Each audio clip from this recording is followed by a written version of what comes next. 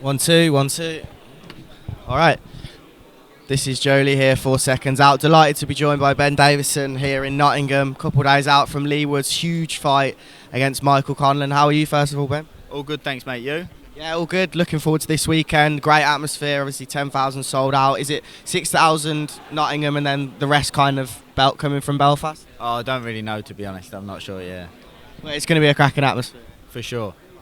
What do you make of this fight then? Obviously, you're Leigh Wood's man in the corner for him.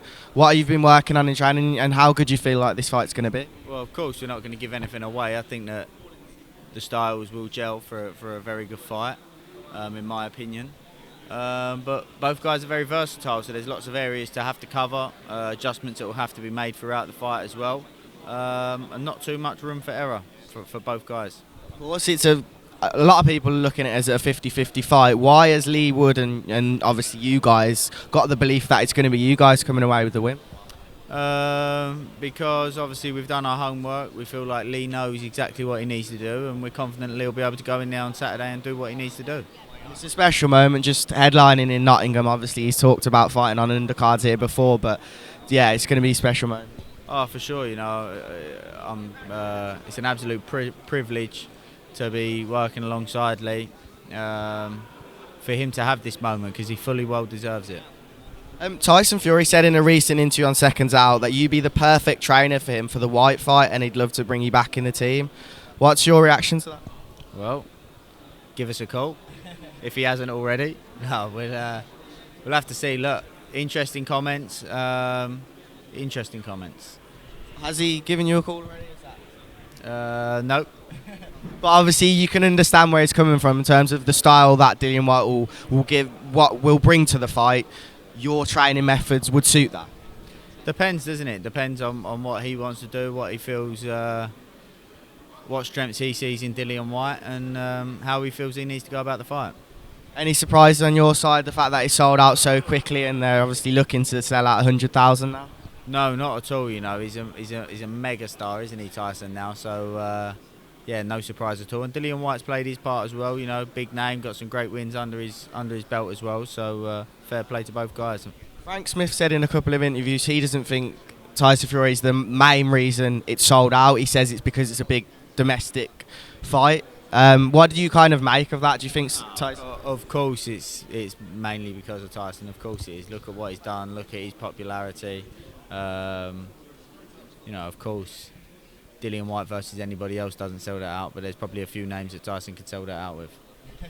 A month out, just over a month out from the fight, are you going to be there on the night if you're not going to be in the corner of Tyson? Are you going to go as a fan? Yeah, either way I'm going to be there because I've got a lad fighting on the undercard, Royston Barney Smith, so I'll definitely be there. Obviously, you've got to talk about the Cattle-Taylor fight. Just want to know how many times you've rewatched it since it's obviously happened and all the controversy that surrounded it. Yeah, probably watched it about 10 times. What have you kind of looked at since that fight and what have you picked out each time?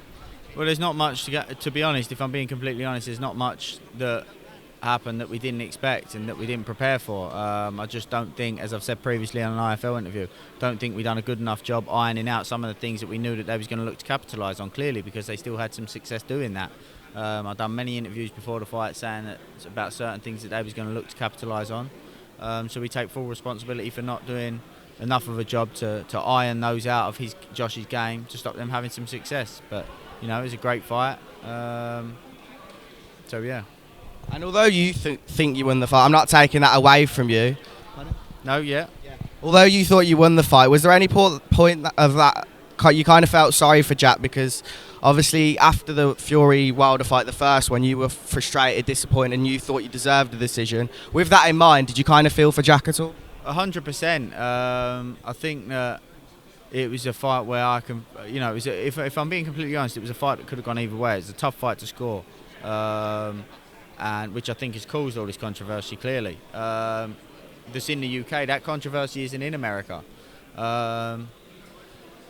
But yeah, of course, you know, I understand why they would feel that they won, and, you know, Jack will feel like he put in a performance of a lifetime and a hell of a lot of work, and I fully understand why they would feel that way, and I've spoke to their team and spoke to Jack, and, you know, fully understand boxing, you know, the way that the two teams conducted themselves all fight week, and the fight and post-fight between each other was professional, and that's how boxing should be conducted.